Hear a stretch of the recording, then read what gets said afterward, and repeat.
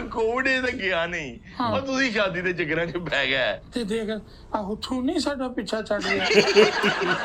अच्छा खैर 5 साल ਦਾ ਇਹ ਇਰਾਦਾ ਨਹੀਂ ਹੈ। अच्छा अभी इरादा बच्चे बच्चे का नहीं है। अच्छा वलीमा वगैरह कैसा था? नहीं होता हरून पूरा होया ही नहीं। अच्छा वलीमे का फंक्शन हो ही नहीं सका पूरा क्यों? मैं ਇਹਦੇ ਕੰਨ 'ਚ ਕਿਹਾ ਮੈਂ ਕਿਹਾ ਮੈਨੂੰ ਨਾ ਹੁਥੂ ਆ ਰਿਹਾ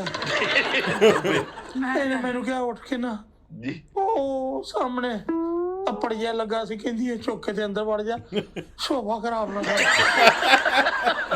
अच्छा वो हुथू में गुजर गया वो भी। हाँ ओए होए होए। हाँ अच्छा तो वो जो यार ये आप आवाज ना निकालें यार बार बार। मैं नहीं करदा ਇਹ ਉਦੋਂ ਦੀ ਜਦੋਂ ਦਾ ਹੁਥੂ ਨਿਕਲਿਆ ਨਾ ਥੋੜੀ ਥੋੜੀ ਪਸੀ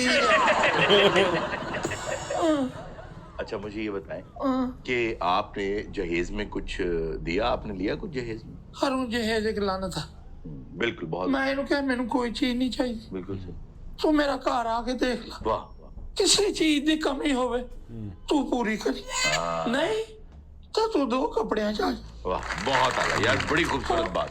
फिर आपने क्या किया? मैं फिर गई ਇਹਦੇ ਘਰ ਚੱਕਰ ਲਾਉਣ ਇਹਦੇ ਘਰ ਚ ਕੁਛ ਨਹੀਂ ਸੀ। ਮੈਂ ਕਿਹਾ ਮੈਂ ਕੀ ਕਰਨੀਆਂ ਚੀਜ਼ਾਂ ਹੁੱਥੂ ਆਏ ਸਾਲੋ ਫਿਰ ਹੁੱਥੂ ਚੜ ਜਾਏਗਾ। ਜ਼ਿਆਦਾ ਨਾ ਬੁਲਾ ਨਾ ਸ਼ੂਕਰ ਵੀ ਹੈ ਇਹ ਮਿੱਠਾ ਬਹੁਤ ਹੈ। अच्छा अच्छा अच्छा खैर बहरहाल ये तो अजीब बात है कि इत्तेफाक से आपके घर में कुछ भी नहीं था हाँ कुछ तो नहीं। आप सब कुछ ले आई। मैं सब कुछ लेके तो आई। सारी जिंदगी आप दोनों ने कहाँ गुजारी तन्हाई में? हारून मेरा बचपन तो एक ड्रीम सी। अच्छा ਮੈਨੂੰ ਇੱਕ ਡ੍ਰੀਮ ਬॉय ਚਾਹੀਦਾ ਸੀ।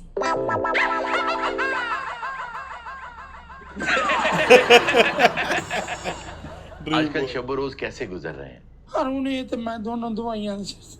अच्छा अच्छा ਤਾਂ ਦੇਖਿਆ ਹੋਣਾ ਅਕਸਰ ਘਰਾਂ ਦੇ ਵਿੱਚ ਡਰੈਸਿੰਗ ਟੇਬਲ ਹੁੰਦੀ वहाँ मेकअप पड़ा होता है। ਉੱਥੇ ਮੇਕਅਪ ਸੁਰਖੀਆਂ ਪਾਊਡਰ जी जी ਉਹ ਸਪਰੇਆਂ ਜਿਹੜੀਆਂ तो वो पड़ी है चीजें? ਪਰਫਿਊਮ ਨਾ हाँ। ਉੱਥੇ ਦਵਾਈਆਂ ਸਜਾਈਆਂ ਮੈਂ ਐਡੇ ਮਤਲਬ ਮਿਹਨਤ ਦੇ ਨਾਲ ਇਨਹੇਲਰ ਖੜਾ ਕੀਤਾ ਔਰ ਮੈਂ ਤੇ ਇਹਨੇ ਅੱਧੇ ਅੱਧੇ ਪੈਸੇ ਪਾ ਕੇ ਟੇਬਲ ਸਜਾਈ ਹੈ।